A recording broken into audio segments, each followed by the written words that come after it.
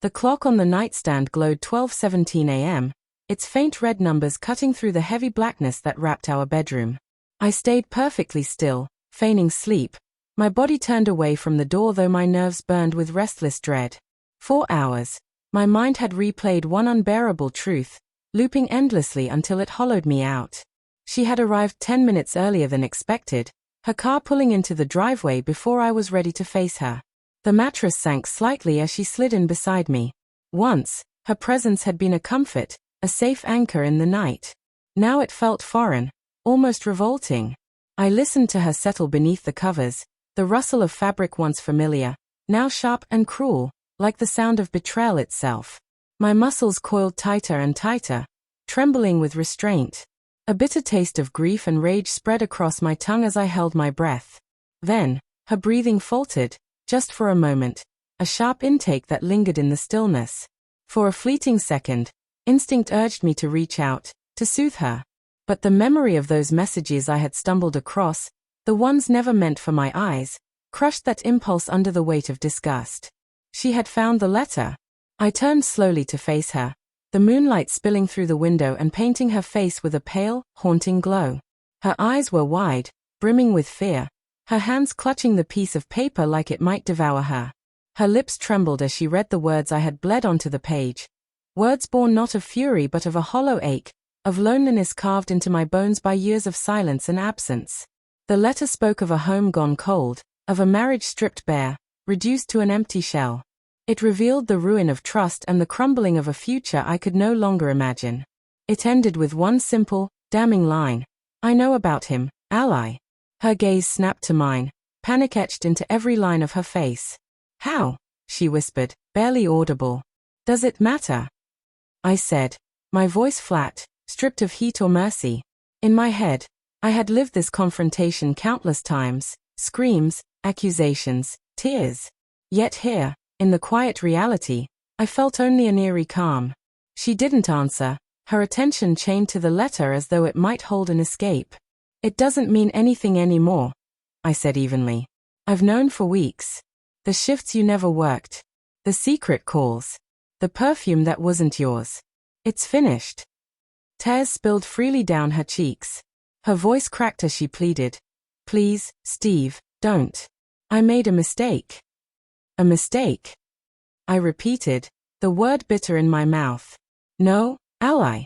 A mistake is a single lapse, a stumble. This was no accident. This was a choice. One you made again and again." The betrayal cut deeper than any wound I had ever known, tearing apart everything we had built together. Now she had to face the consequences. I rose from the bed, slipping on my clothes as silence pressed heavily around us. It was suffocating, thick with guilt and unspoken regret. The woman standing before me no longer resembled the devoted wife I once cherished.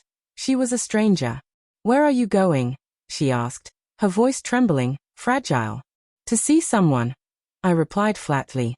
"Tie my shoes." I didn't have to explain further. She knew exactly where I was headed. The drive to his house blurred, my vision clouded by pain. Each mile felt like a knife turning in my chest. Every car that passed reminded me of the happiness stolen from me. By the time I pulled into his driveway, my hands were shaking, my grip on the steering wheel so tight my knuckles pulsed with pain. Rage simmered inside me, fierce and consuming, ready to devour everything.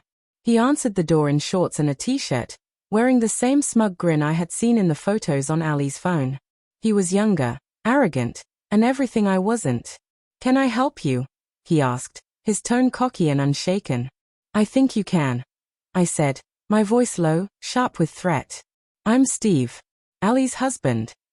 The arrogance melted from his face, replaced by a flicker of fear.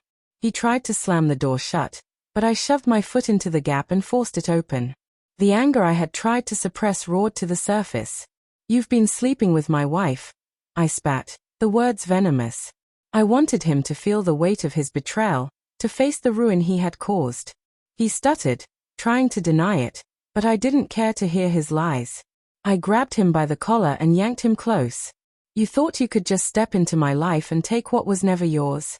That you'd get away with it?" My voice trembled, not with fear, but with fury. After that, Words weren't enough. I unleashed everything. The pain, the heartbreak, the betrayal. My fists landed again and again until my knuckles split and bled, until he lay on the ground, broken and whimpering. I didn't care. He deserved every second of it. For a brief moment, it even felt just purifying. I left him crumpled there and stepped into the cool night air. For the first time in weeks, I could breathe.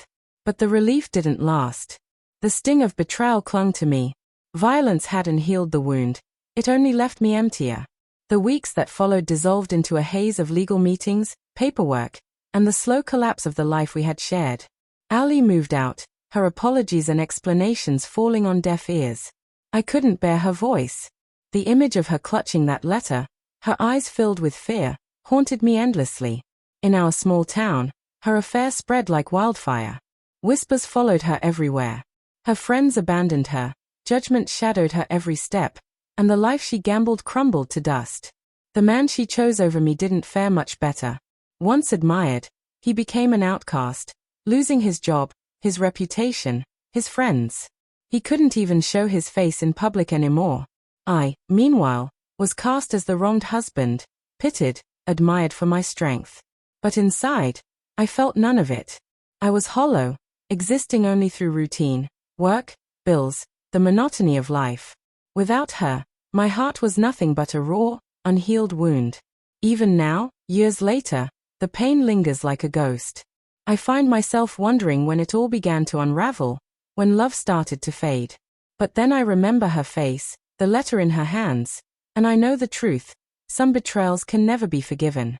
Some wounds never close.